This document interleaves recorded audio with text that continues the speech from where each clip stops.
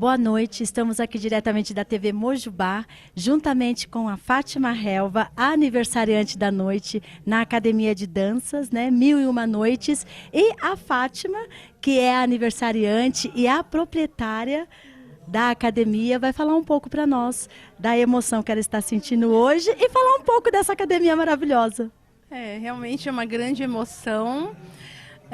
Receber os meus amigos queridos, né, numa festa como essa, né, onde todos dançam, todos se sentem felizes, né, é uma alegria, é uma celebração, uma celebração.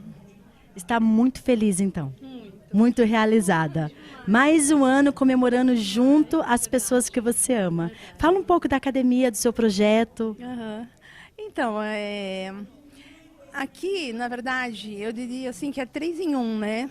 Eu tenho a loja, eu tenho um espaço onde eu promovo os eventos, né? Que é o meu buffet temático, e tem a escola de dança, né? Então aqui você aprende a dançar, você faz os seus eventos aqui, você faz amigos e você compra as roupas, você fica linda, maravilhosa. Eu tenho todos os figurinos, todas as cores, modelos e acessórios para dança cigana, flamenca, árabe. E além do mais, ajuda as mulheres a ter mais força, né? Ser mais feminina, mais linda. A sua loja está de parabéns, artigos maravilhosos importados.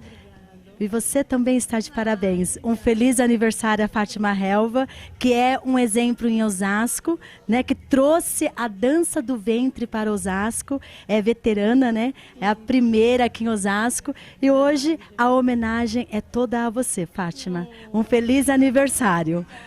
Boa noite a todos. Gratidão, gente. Namastê.